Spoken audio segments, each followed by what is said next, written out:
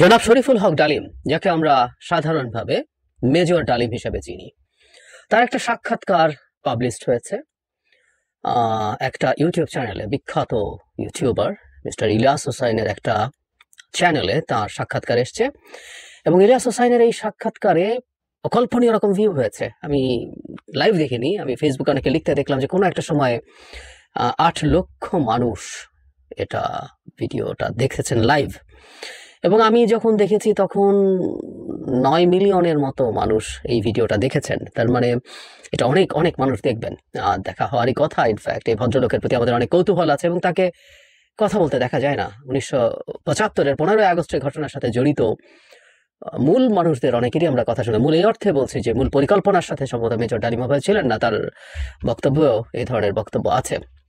এটা মূলত ফারুক রশিদদেরই পরিকল্পনার বিষয় ছিল। তো তারপরও ডালিম কথা বলেননি, উনি কথা বলেছেন, এটার প্রতি খুবই আগ্রহ ছিল এবং নিশ্চয়ই কথা বলতাম, কিন্তু আমাকে অনেকেই আমার গতকালের ভিডিওতে লিখছেন যে আমি কেন এটা নিয়ে কথা বলছি না। আসলে কারণটা হচ্ছে এটা না দেখে কথা বলতে চাইনি, এবং এটা খুব দীর্ঘ একটা ভিডিও, 2 ঘন্টার একটু বেশি। আমার 2 ঘন্টা সময় হচ্ছিল না। আর সত্যি বলতে আমি যখন এই ধরনের ভিডিও নিয়ে কথা বলি সেটা আমি একাধিকবার শুনি, অন্তত 2বার, কখনো 3বারও শুনেছি, এমন হয়েছে। সো এটা কি দেখা সম্ভব ছিল কিনা এতবার, 2বারও, মানে একবার দেখার সময় করে উঠতে কঠিন হয়েছে। সো অবশেষে দেখলাম এবং মনে হলো এই ভিডিওটা আসলে আমরা দ্বিতীয়বার দেখারও প্রয়োজন নেই। আমার কিছু কথা আমি আসলে এটা নিয়ে বলবো, খুব খুঁটিয়ে খুঁটিয়ে বলারও তেমন কিছু নেই। অনেকেই অনেক কথা বলেছেন, অলরেডি অনেক কথা বলেছেন সোশ্যাল মিডিয়াতে, আমি খুবই গুরুত্বপূর্ণ কথাবার্তা বলছেন এমন দেখেছি। কিন্তু আসলে এই ইন্টারভিউটার আসলে ইম্প্যাক্টটা কি, উনি কি বলেছেন সেটার ঐতিহাসিক ইস্যুর আলোচনা চাইতে সম্ভবত এই আলোচনাটা বেশি জরুরি। এই ইন্টারভিউটার সময় এখন কেন? এই ইন্টারভিউ দিয়ে আসলে কি কোনো কিছু অর্জন করতে চাওয়া হয়েছে? এই কথাটা জরুরি। কারণ হলো মেজর ডালিম বারবার বলছেন যে উনি ওনার বইতে লিখেছেন, বইয়ের কথা মুখে বলছেন। তো তাহলে উনি কি খুব নতুন কিছু যুক্ত করেছেন এখানে? আমি মেজর ডালিমের বইটা পড়িনি, কিন্তু আমি ফেসবুকে দেখলাম যারা ওই বইটাও পড়েছেন তারা দুটো তুলনা করে বলছেন যে ওনার বলার প্রায় সব কথাই তারা আগে ওই বই থেকেই জানতেন। তো তাহলে উনি কি নতুন যোগ করলেন, কি যোগ করলেন? কেন আমরা এত আগ্রহী হয়ে উঠলাম? কেন মেজর ডালিমকে দেখার জন্য মানুষজন হুমড়ি খেয়ে পড়লো? কথাগুলো তো মাঠে আগেই আছে। এর কারণ হয়তো একটা যে আমরা অনেকে পড়িনি, যে আমি বললাম আমি নিজেও ওনার বইটা পড়িনি, ফলে অনেকে শুনতে চাইলো এবং উনি কি বলেছেন। এবং মেজর ডালিম ওই ঘটনায় যতটুকুই রোল প্লে করুক, তার সেই ঘোষণাটা যেহেতু বেতারে রেডিওতে তিনি দিয়েছিলেন, সেই কারণে ওনার নামটা মানুষের কানে ওইভাবেও গিয়েছিল এবং অনিবার্যভাবেই তিনি জানেন। এবং তার স্ত্রীকে নিয়ে বেশ কিছু মিথ প্রচলিত ছিল, যে মিথগুলো তিনি নিজেই বাস্ট করেছেন এই ইন্টারভিউতে। তো সবকিছু মিলে ডালিম খুবই খুবই আলোচিত নাম ছিল, মানুষ দেখতে গেছেন। ওনার কন্টেন্টে আমি জানি না কেউ কি পেয়েছেন এমন একটা কিছু খুবই স্ট্রাইকিং, যেটা আমরা আসলে জানতাম না কখনো। আমি জানি না তার স্ত্রীকে নিয়ে ঘটনাটা ওনার বইতে উনি লিখেছেন কিনা, লিখে থাকলে এটাও পুরোনো ঘটনা, না হয় এটা একটা স্ট্রাইকিং বিষয় হতে পারতো, একটা নতুন বিষয় আনা। আর 2-একটা এসছে, এগুলো খুব স্ট্রাইকিং, কিন্তু এগুলোর সাথে কোনো রকম কোনো ইন্টারেস্ট জড়িত আছে কিনা আমাদের সেই প্রশ্ন আসলে করা উচিত হবে। আমি জিয়া সম্পর্কে এখানে যা উনি বলার চেষ্টা করেছেন সেগুলোর কথা বলছি, আসবো সেই জায়গায়ও। কিন্তু একটা খুব সিগনিফিক্যান্ট বিষয় আছে, সাম্প্রতিক মুভমেন্ট, এবং সেটা নিয়ে আমি অনেকের আলোচনায় আসলে ওই বিষয়টাকে মানে খুব বেশি গুরুত্ব না দিতে দেখেছি। আমার কাছে মনে হয় ওটাই সম্ভবত সবচেয়ে গুরুত্বপূর্ণ জায়গায় ইন্টারভিউর। আমি আসবো শেষের দিকে। জনাব ডালিমের ইন্টারভিউতে কয়েকটা জিনিস একটু টাচ করতে চাই, যে উনি আসলে কি করেছেন, কি বলেছেন, মানে সেটা যদি বলি। অনেক কিছু এনেছেন যেখানে প্রসঙ্গ এসছে, মানে আমি কয়েকটা ছোট জাস্ট টাচ করে চলে যাই। উনি রবীন্দ্রনাথকে দিয়ে, রবীন্দ্রনাথের গান নিয়ে আমাদের জাতীয় সঙ্গীত হওয়া নিয়ে আপত্তি করেছেন, যে ইনি একজন ভারতীয় এবং ভারতের জাতীয় সঙ্গীত তার নামে আছে, আমরা কেন করবো, আমরা কেন নিলাম? আমাদের তো নজরুল ছিল, আরো পোয়েটস ছিল। এটা আমাদের এক ধরনের দুর্বলতা, আমাদের অক্ষমতা যে আমরা পারি নাই। এটা ভুল না যে আমরা আমাদের দেশের, আমার এই মাটিতে জন্মানো কোনো পোয়েটকে দিয়ে বা নতুন করে গান লিখে নেওয়া যায়, কিন্তু যে তথ্যটা যখন নজরুলের নাম বলেন, যখন আমরা স্বাধীন বাংলাদেশে জাতীয় সঙ্গীত নিচ্ছি, নজরুল কিন্তু তখনও বাংলাদেশী নাগরিক হননি, তিনিও ভারতীয় নাগরিকই ছিলেন। সুতরাং এই কথাটা বলছি, এর মধ্যে আসলে ঠিক ভারতীয় ইস্যু না, ইস্যুটা কি আমরা নিশ্চয়ই বুঝতে পারছি। রক্ষী বাহিনীর কথা বলছেন, ভারতীয় বাহিনীর বিকল্প ছিলেন। এই ধরনের আলাপ তিনি আনছেন। এবং শেখ মুজিবুর রহমান ভারতের মানুষ ছিলেন এবং একটা পর্যায়ে ভারত বাংলাদেশকে আসলে করদ রাজ্যে পরিণত করার জন্য স্বাধীনতা জন্য সাহায্য করেছে। তারপরে ভারত যেহেতু একসময় সোলজার সরিয়ে নিতে হয়, তাই তখন তার জায়গায় রক্ষী বাহিনী তৈরি করা হয়েছে। ভারতের বাংলাদেশ নিয়ে পরিকল্পনা, এখানে ওই যে 7 পয়েন্ট একটা চুক্তির কথা বলা হয়, সেই চুক্তিটার কথা তিনিও এনেছেন, কিছু ধারা তিনি বলেছেন। এই চুক্তিটা আমরা অনেকেই দেখেছি এবং এই চুক্তির ভিত্তিতে যদি হয়ে থাকে তো আসলে এটা তো ভয়ঙ্কর ব্যাপার, কোনো সন্দেহ নেই। এবং ভারতের পাকিস্তানকে দুর্বল করা তো পরিকল্পনা ছিলই, ঠিক করদ রাজ্য পুরোপুরি না হলেও বাংলাদেশ ভারতের সাথে লাইনড হয়ে পুরোপুরি চলবে, এটা ভারতের প্রত্যাশা ছিল, কোনো সন্দেহ নেই। কিন্তু খুব ইন্টারেস্টিং হচ্ছে, মেজর ডালিম দাবি করছেন তিনি ওই যুদ্ধের সময়গুলোতেই এটা জানেন, এটা বোঝেন। এগুলো যদি হয়ে থাকে তাহলে তিনি শেখ মুজিবুর রহমানের, মানে শেখ মুজিবুর রহমান দেশ ছেড়ে চলে গিয়েছিলেন ফর শিওর, কিন্তু এবং হ্যাঁ, মেজর ডালিম যে কথাটা বলেন মুজিব স্বাধীনতা চাননি, আমি ওনার সাথে এটাতেও একমত। শেখ মুজিবুর রহমান শেষ পর্যন্ত পাকিস্তানের প্রধানমন্ত্রী হতে চেয়েছিলেন, একজন বুর্জোয়া পলিটিশিয়ান যা চায়। নির্বাচনে জিতেছেন, উনি পাকিস্তানের প্রধানমন্ত্রী হবেন, কোনো সন্দেহ নেই। তো সেটা উনি বলেছেন, ঠিক আছে, কিন্তু তার জন্য যুদ্ধ করা, উনি ভারত থেকে করদ রাজ্য বানাবে, তাহলে এই করদ রাজ্য তৈরি করার জন্য তিনি যুদ্ধ করেছেন বীরত্বের সাথে। উনি একজন খেতাবপ্রাপ্ত বীর মুক্তিযোদ্ধা। উনি মুক্তিযোদ্ধা মানে কি কি করেছেন, উনি কিভাবে ট্রেন করেছেন সবাইকে, সবকিছুর দীর্ঘ বর্ণনা আছে। তো সেটা অদ্ভুত শোনায়। এবং রক্ষী বাহিনী তৈরি করা হয়েছে ভারতের স্বার্থে, এটাও আমার কাছে খুবই ডিসপিউটেড কিছু মনে হয়, কোনো সন্দেহ নেই। জিয়াউর রহমান সম্পর্কে অনেক কথা আছে, আমি একটু পরে আসছি, সেটা নিয়ে কথা বলবো। কিন্তু মুক্তিযুদ্ধ সময়কালে কয়েকটা কথা খুব ইন্টারেস্টিং উনি বলেছেন। আমি জানি না ওনার বইতে উনি এগুলো লিখেছেন কিনা। যে সময় একটা সেনা পরিষদ তৈরি করা হয়েছিল এবং তখন 25 বছর আগামীতে বাংলাদেশ কেমন হবে তারা নাকি যুদ্ধের সময় সেই জিনিসটা করছেন। এবং সেই সময় জিয়াউর রহমান কোরআন ছুঁয়ে শপথ করেছিলেন যে তিনি তাদের সাথে থাকবেন, তাদের সামনে নেতৃত্ব দেবেন, তবে শর্ত ছিল তিনি রাষ্ট্র ক্ষমতা যাওয়ার আগ পর্যন্ত এই তথ্য জানানো যাবে না, এরকম কথা উনি বলছেন। এবং শেষ পর্যন্ত উনি পেরে ওঠেন নাই, মানে ওনার যে পেরে ওঠেন নাই মানে উনি যে শপথ করেছেন সেই শপথটা উনি রক্ষা করেন নাই, কথাটা এইরকম উনি বলেছেন। যে একে উনি ক্ষমা করে দেওয়ার কথাও বলেছিলেন, একটা স্মৃতিচারণ করছেন। আবারও তিনি বলছেন, তিনি তার বইতে এটা লিখেছেন, উনি যখন চায়না ছিলেন, তার বাবা আবার জিয়ার ক্যাবিনেটের খুবই সিনিয়র মিনিস্টার ছিল, সেখানে জিয়ার সাথে কথোপকথনের কথা তিনি এনেছেন। কিন্তু যে কথাটা জরুরি সেটা হচ্ছে, একটা পর্যায়ে যারা মিলিয়াস তাকে জিজ্ঞেস করছেন যে আপনাদের কি শেখ মুজিবুর রহমানকে পদচ্যুত করার ইচ্ছে ছিল? মানে আমরা খেয়াল করি, যুদ্ধের সময় বসে মেজর ডালিম মনে করছেন মুজিব ভারতীয় এজেন্ডাই বাস্তবায়ন করছেন, তাই তাকে পদচ্যুত করতে হবে। তাই যদি হয়ে থাকে তিনি মুজিবের এক অর্থে অধীনে তো বটেই, কারণ যে মুজিবনগর সরকার তৈরি হয়েছিল, আমাদের অস্থায়ী সরকার তৈরি হয়েছিল, তার প্রেসিডেন্ট তো মুজিব ছিলেন।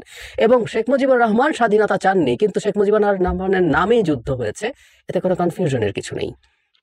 তো তা যদি হয়ে থাকে উনি যুদ্ধ করছেন এটাকে স্বাধীন করার জন্য করে মুজিবের হাতে তুলে দেবেন, তারপর মুজিবকে একদিন তারা পদচ্যুত করবেন, এসব পরিকল্পনা যুদ্ধের মধ্যে বসে বসে তারা করছেন। আমি জানি না, কেউ কেউ বলে না, দেখেন আপনারা যা ভালো মনে করেন, আমার কাছে তাই মনে হলো আর কি। এবং বাংলাদেশের স্বাধীনতার কথা পাকিস্তান নেভির এক অফিসার প্রথম, ধারণা করি তিনি বাংলাদেশের সন্তান, তখন যেহেতু পাকিস্তানি ছিল, সেই আলাপ তুলেছেন। অথচ বাংলাদেশের মাটিতেই প্রচুর মানুষ স্বাধীনতার আলাপ তুলেছেন, ভাসানী তুলেছেন, সিরাজুল আলম খানরা বহু আগে তুলেছেন। তারা কেউ নন, একটা ডিফারেন্ট ন্যারেটিভ আমাদের সামনে নিয়ে আসা হয়েছে। খুব গুরুত্বপূর্ণ একটা বিষয়, যেহেতু আমি ওনার বই পড়িনি তাই আমি জানতাম না বইয়ে আছে কিনা। মেজর ডালিম আসলে খুব আলোচিত হয়েছেন, এই নামটা আমরা ছোটবেলা থেকে শুনতাম এই একটা কারণে, যে তার স্ত্রীকে শেখ কামাল তুলে নিয়ে যান তার সাঙ্গপাঙ্গরা সহ, এবং ধর্ষণ করেন, এই ধরনের কথাও আমরা শুনেছি। আমরা বাস্তবে, আপনারা সবাই শুনেছেন কিনা আমরা ছোটবেলায় শুনেছি কানে। তার বর্ণনা অতি ডিটেল এবং ফ্র্যাঙ্কলি স্পিকিং অনেক অপ্রয়োজনীয়ভাবে বড় করা হয়েছে। এই 2 ঘন্টার এটা হওয়ার দরকার ছিল না, এটা খুবই কেয়ারফুলি প্ল্যান্ড হলে 2 ঘন্টা না, আমি উনি 2 ঘন্টা 3 ঘন্টা 5 ঘন্টা কথা বলুক, কিন্তু এটা যদি কেয়ারফুলি প্ল্যান্ড হতো আমরা অনেক বেশি তথ্য হয়তো পেতে পারতাম। উপস্থাপকের উচিত ছিল তাকে আরো, করেছেন উনি লিডিং প্রশ্ন করেছেন, কিন্তু আরো করা, কারণ আমরা ডালিমের কাছ থেকে আসলে অন্য অনেক কিছু জানতে চেয়েছিলাম যেটা উনি ওনার বইয়ে বলেননি। সে কারণেই বলবো, প্রশ্ন বা সবকিছুর মধ্যে একটা প্যাটার্ন ছিল, সেই প্যাটার্নটাই আমি আসলে খুঁজতে চাই, এটাই আসলে মূল টেক অ্যাওয়ে এই ইন্টারভিউর। তো যাই হোক, উনি ওখানে দীর্ঘ বর্ণনা দিয়ে জানা গেল তার স্ত্রী ধর্ষিত হওয়া দূরে থাকুক, শেখ কামাল সেখানে থাকা দূরে থাকুক, তাকে অপহরণই করা হয়নি, তুলেই নিয়ে যাওয়া হয়নি। তুলে নিয়ে যাওয়া হচ্ছিল মেজর ডালিমকে, তার স্ত্রী তার স্বামীর নিরাপত্তার জন্য বোধ করি এটাই যৌক্তিক তিনি এবং তার খালা গাড়িতে উঠে পড়েন। পরবর্তীতে অনেক বিস্তারিত বর্ণনা আছে, আপনারা নিশ্চয়ই শুনেছেন, না শুনলে শুনে নেবেন ঘটনা কি হয়েছিল। তাহলে একটা ভয়ঙ্কর মিথ্যে কথা, মিথ্যাচার ছড়ানো হয়েছিল, তো সেটা তিনি বাস্ট করেছেন। আমি তার এই সততাকে স্যালিউট জানাই, খুবই চমৎকারভাবে উনি এটা বলেছেন। এটা ঠিক আছে, একটা নতুন তথ্য আমার কাছে, উনি আগে এটা বলেছেন কিনা আমি জানি না। জিয়াউর রহমান সম্পর্কে আরো উনি বলেছেন যে ক্ষমতা কুক্ষিগত করার জন্য 4000 সামরিক কর্মকর্তাকে হত্যা করেছেন।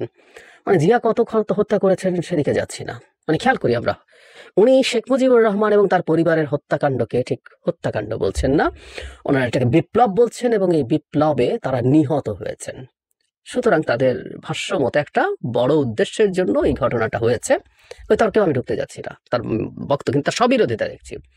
জিয়ার সময় বা জিয়া যখন দায়িত্ব নেন তখন বাংলাদেশের মিলিটারির চেইন অফ কমান্ড বলে কিচ্ছু ছিল না, একেবারেই কিছু ছিল না। বাংলাদেশে সরকার ছিল না। উনি জিয়া যখন দায়িত্বে আসেন তার আগে নভেম্বরের ওই সময়গুলোতে চেইন অফ কমান্ড বলে কিছু ছিল না, তাকে সেগুলো ফিরিয়ে আনতে হয়েছে। কু পাল্টা কু প্রতিনিয়ত হচ্ছিল, এবং সেই সময় অনিবার্যভাবেই বেশ কিছু প্রশ্নবিদ্ধ বলবো আমরা বিচারের পরিস্থিতি হয়েছে, ফার্স্ট বিচার এগুলো ওনাকে করতে হয়েছে। প্রশ্নবিদ্ধ বলাও হয়তো এই অর্থে ঠিক না, কারণ ওই সময়টা ওইটা ডিমান্ড করে। তো তাহলে জিয়ার করা এই পদক্ষেপগুলোকে মেজর ডালিম কিভাবে তাচ্ছিল্য করেন, কিভাবে বিদ্রুপ করেন, কিভাবে সমালোচনা করেন, ওগুলো এসেনশিয়াল ছিল বাংলাদেশের ওই সময়কার স্টেবিলিটি নিশ্চিত করার জন্য। আমি ডালিমের তার যে বক্তব্য আছে সেটার ভিত্তিতেই বলছি। এরকম প্রচুর, কিন্তু জিয়াকে ডেমোনাইজ করার ইচ্ছে, মানে এক ধরনের চর্চা তার মধ্যে ছিল। রাদার শেখ মুজিবুর রহমান সম্পর্কে উপস্থাপক জনাব ইলিয়াস ইনফ্যাক্ট এটা তুলেও এনেছেন যে আপনি তার বিরুদ্ধে কোনো খারাপ কথা বলেননি, কোনো বাজে মন্তব্য করেননি, এবং ডালিম স্বীকারও করেছেন যে তার সাথে ব্যক্তিগত সম্পর্ক ছিল। কারণ তিনি যখন তার স্ত্রীকে তুলে নিয়ে যায় সে সময় তার স্ত্রীর সাথে শেখ মুজিবুর রহমানের কথোপকথন তিনি যখন বলেন বোঝা যায় তাদের মধ্যে খুবই হৃদ্যতাপূর্ণ সম্পর্ক ছিল। এবং আমরা অন্যান্য জায়গা থেকে এটাও জানি যে শেখ মুজিবুর রহমানের পরিবারের সাথে সম্পর্ক থাকার কারণেই 32 নম্বরে ডালিম যাননি, উনি ওই জায়গাটা থাকতে চাননি। ঠিক আছে, হতেই পারে কারো কারো এরকম ব্যক্তিগত সম্পর্ক। কিন্তু যে কথাটা বলছিলাম, শেখ মুজিবুর রহমানকে উনি এভাবে ছাড়তে, কিন্তু জিয়াকে উনি অনেক বড় এক ধরনের ভিলেন বানানোর চেষ্টা করছেন, এটা সঠিক। এবং জিয়া বিট্রে করেছেন, যদিও জিয়া 75-এর ঘটনা জানতে পেরেছেন কিংবা জানতেন কিনা, নানান রকম ইতিহাস আমাদের সামনে আছে। কোনো জায়গায় আছে এভাবে যে তিনি জানতেন, তিনি এটার মধ্যে ইনভলভ থাকতে পারবেন না, কিন্তু উনি তোমরা পড়তে পারো এ ধরনের কথা কেউ বলার চেষ্টা করছেন। কারো বইতে এরকম এসছে। আমরা ওই আবারও বলছি তর্কগুলোতে যেতে চাইছি না, ইতিহাস খোঁজার জন্য আমি এই ভিডিও করছি না। ইতিহাস খোঁজার জন্য যদি হয় তাহলে সবকিছু একত্র করে আবার কথা বলবো, কিন্তু আমি বলছি এই চেষ্টাটা আছে, চেষ্টার জায়গাটা আছে। এবং মুক্তিযুদ্ধের ইতিহাস নিয়ে গুরুত্বপূর্ণ 2-3টা ইস্যু আছে। একটা হলো বুদ্ধিজীবী হত্যা কারা করেছিল, লিডিং প্রশ্ন করছিলেন মিস্টার ইলিয়াস, তখন উনি জবাব দিয়েছেন না এটা পাকিস্তানে করার কোনো কারণ, এটা ভারতীয়রা করেছে। কতজন শহীদ হয়েছেন বাংলাদেশের মুক্তিযুদ্ধের শহীদের সংখ্যা নিয়ে ডিবেট আছে। যে গল্পটা আমরা জানতাম সেটা আবার জনাব ডালিম বললেন, সেটা হচ্ছে 3 লক্ষ সংখ্যাটাকে ইংরেজিতে 3 মিলিয়ন বলে ফেলেছেন শেখ মুজিবুর রহমান। উনি 3 লক্ষ ইংরেজি 3 মিলিয়ন জানতেন। এরপর আবার সাংবাদিকের কান্নাকাটির এক উদ্ভট গল্প উনি বলছেন, সেদিকে আর না যাই। ইংরেজি ভাষার অপমান দেখে নাকি ধর্ষিত 2 লক্ষ হয়েছেন কিনা উনি বলেছেন উনি জাস্ট 2 জনকে দেখেছেন। মানে ওনার 2 জন দেখা 2 লক্ষ ধর্ষিত না হওয়ার যুক্তি না। আবারও বলছি এগুলো কোনোটা যে ফিক্সড সংখ্যা আমি তাও বলছি না। 30 লক্ষ সংখ্যাটা নিয়ে প্রচুর মানুষের কনফিউশন আছে। সংখ্যাটা 10-15 লক্ষ আছে, 3 লক্ষ আছে, হোয়াট এভার ইট ইজ। 3 লক্ষ সংখ্যাটাও বিরাট একটা সংখ্যা, কিন্তু সেদিকেও যাচ্ছি না। কিন্তু এই ডিবেটটা নাহলে কিন্তু কোনোটাই নতুন ডিবেট না, এগুলো আমাদের এই সমাজে ছিল, দীর্ঘদিন থেকে মানুষ কথা বলেছে।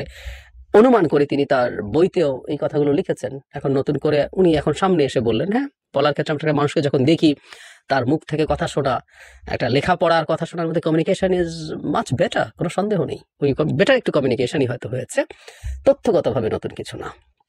তাহলে এখানে আসলে কি দাঁড়ালো? বেশ কঠোরভাবে আওয়ামী বিরোধিতা আছে। শেখ মুজিব সম্পর্কে ওনার ছাড় ছিল, কিন্তু আওয়ামী লীগের অ্যাজ এ হোল, মানে আমরা দুটোকে একত্র করে না ফেলি, তার শাসন আমল নিয়ে কথা আছে, কিন্তু উনি ব্যক্তিগতভাবে শেখ মুজিবুর রহমানকে খুব বেশি ব্যক্তিগত অ্যাটাক করেননি। উনি দেখাতে চেষ্টা করেছেন যে তিনি আমার একটা সিস্টেমের মধ্যে আছেন যেটা আমাদের জন্য ক্ষতিকর হয়েছে, সেটা সমালোচনা আছে। ভারতের আধিপত্যবাদ নিয়ে কথা আছে। উনি এই যে এখনকার যে ছাত্র জনতার কথা বলা হচ্ছে, তিনি সেটাকে বলছেন যে ভারতের কাছ থেকে মুক্ত হওয়ার জন্য আমাদের আসলে আরো যুদ্ধ করে যেতে হবে। সো আমাদের মাঠে, রাজনীতির মাঠে এই মুহূর্তে খুব দুটো গুরুত্বপূর্ণ ইস্যু আছে, ভারত বিরোধিতা, আওয়ামী বিরোধিতা। খুবই ভ্যালিড ইস্যুস, যৌক্তিক কারণে এই দেশের মানুষ এই দুটো বস্তুর ওপরে খুব ক্ষুব্ধ। জিয়ার বিরুদ্ধে কেন আমরা এই প্রশ্ন যদি করি, জিয়া যে দল তৈরি করে গেছেন, সেই দল শেখ হাসিনার বিরুদ্ধে এই জুলাই আগস্টে বিরাট রোল প্লে করেছে। শুধু তাই না, যেটা অনেক বেশি জরুরি, আমি বহুবার এটা নিয়ে কথা বলেছি, শেখ হাসিনার ক্ষমতায় থাকাকে প্রতিনিয়ত চ্যালেঞ্জ করে গেছে এই দলটা। 2011 সালে সংবিধান সংশোধনের পর থেকে 13-14, তারপরে বর্ষপূর্তিতে 15-তে এসে, তারপরে 18-র আগে তো 18-তে তারা নির্বাচনই করলো, তারপর না আবার 22 থেকে খুবই টাফ ফাইট করে গেছে। তো সেই দল, মানে সেই দলের যিনি মূল প্রতিষ্ঠাতা, তাকে ডেমোনাইজ করার চেষ্টা করছে কেন? আমরা সাম্প্রতিক সময় দেখব আমাদের রাজনীতির মাঠে বিএনপির সাথে জামায়াতের একটা কনফ্লিক্ট তৈরি হয়েছে। তারা নানাভাবে বিএনপিকে স্টিগমাটাইজ করার চেষ্টা করছে, এবং আমরা খেয়াল করব বিএনপি ভারত প্রসঙ্গে খুব টাফ কথা এই মুহূর্তে বলছে না, এবং আওয়ামী লীগ প্রসঙ্গে তাদের এক ধরনের ছাড়ের ভাব দেখা যাচ্ছে। কিন্তু এখানে এই দুটোকেই মূল টার্গেট করা হলো। এবং যেটা বলছিলাম সবচেয়ে গুরুত্বপূর্ণ হিসেবে সম্ভবত এটা, উনি বারবার 24 সালে 2024, এটা 1924 না, উনি 1924 বলেছেন, উনি ওনার স্ত্রীর মৃত্যু 1905 বলেছেন। আমি জানি না ওনার আসলে সুস্থতা কতটুকু আছে, যদি উনি নামগুলো যখন বলছিলেন খুবই ক্রিস্প মেমোরি মনে হয়েছে। যাই হোক, তো উনি বিপ্লব বলছেন, এবং একটা কথা উনি খুব স্পষ্টভাবে বলেছেন, বিপ্লবীদের এমন একটা অবস্থানে থাকতে হবে যেন তারা নীতি নির্ধারণ করতে পারে। এই একটা কথা খেয়াল করুন। বিপ্লবী সরকার টোনটা আমাদের মাথায় আসবে, বহু মানুষ বিপ্লবী সরকারের প্রজেক্ট নিয়ে মাঠে নেমেছিলেন। এরপর বাংলাদেশে অলরেডি তার বিবেচনায় আমাদের মুক্তিযুদ্ধ, তারপর মুজিব হত্যা করে তাকে উৎখাত করার মাধ্যমে আমাদের সেকেন্ড রিপাবলিক হয়েছে বলে তিনি মনে করেন। 24-এর গণ অভ্যুত্থান থার্ড রিপাবলিক, এবং বিপ্লবীরা তাদের মতো করে দেশ যখন তৈরি করতে পারবে সেটা ফোর্থ রিপাবলিক হবে। এবং এরপর উনি সবচেয়ে জরুরি কথা বলেছেন, তিনি তার সামর্থ্য, যোগাযোগ, এগুলো ভিত্তিতে তিনি যদি কন্ট্রিবিউট করতে পারেন, তিনি ছাত্রদের, জনতাকে সাহায্য করতে প্রস্তুত আছেন। মেজর ডালিম এদের সাথে যুক্ত হতে চাইছেন। সুতরাং আমরা এই যুক্ত হওয়াটাকে, আমার কাছে এটাই সবচেয়ে গুরুত্বপূর্ণ টেকঅ্যাওয়ে বলে মনে করি। মেজর ডালিম সামনে আসলেন। এই মুহূর্তে বাংলাদেশের রাজনীতিতে সবচেয়ে ডিমান্ড আছে এমন বিষয়গুলো, anti Awami League, anti India, এগুলোকে সামনে আনা হলো। এবং ওই রাজনীতির মাঠে যেহেতু একটা অংশের ফাইট আছে বিএনপির সাথে, সুতরাং বিএনপিকেও চাপে ফেলার জন্য জিয়াকে চাপে ফেলা, তার মানে এই শেখ হাসিনা বিরোধী মুভমেন্টের একটা অংশ যারা বাংলাদেশের বিপ্লব হয়েছে দেখতে চেয়েছেন, এবং বাংলাদেশের স্বাধীনতার হিস্ট্রি, আমি আবারও বলি, স্বাধীনতার হিস্ট্রি কিন্তু শেষ হয়ে গেছে, 30 লাখ শহীদ মেনে নিতে হবে, আমি একেবারেই মনে করি না। এবং জনাব ডালিম যা যা বলেছেন, এই সব কিছু বলার অধিকার আমি খুব সিরিয়াসলি সমর্থন করি। বিভিন্ন ভার্সন থেকে আসতেই হবে, কিন্তু কোনো ঘটনায় মানুষ জড়িত থাকলে সেটাই সঠিক ইতিহাস হয়ে যায়, এই পারসেপশন ভুল, একেবারেই ভুল। প্রফেশনাল ইতিহাসবিদরা যে ইতিহাস লিখবেন সেটা সত্যের কাছাকাছি থাকে, একেবারে অ্যাবসলিউট অবজেক্টিভ ইতিহাস বলে কিছু নেই, একেবারে নেই। বরং বলা হয় যে মানুষগুলো ঘটনার সাথে জড়িত থাকে, তাদের নানান রকম বায়াসে তারা ভোগেন, সে বায়াসের কারণে সঠিক ইতিহাস তাদের দিক থেকে কমও আসতে পারে। তারপরও তার মতো মানুষদের টেস্টিমনি আসলে আমাদের সামনে থাকা দরকার। ভবিষ্যতে ইতিহাস যারা লিখবেন তারা ক্রস চেক করার জন্য এটা কাজে লাগবে, এটা খুবই জরুরি। এবং তার মতো মানুষের আরো লম্বা ইন্টারভিউ আমরা দেখতে প্রস্তুত আছি, তবে সেটা খুব কনক্রিট হওয়া দরকার। আরো অনেক ইস্যু, যে ইস্যুগুলো আসলে আমরা চাই না কিন্তু শোনা দরকার।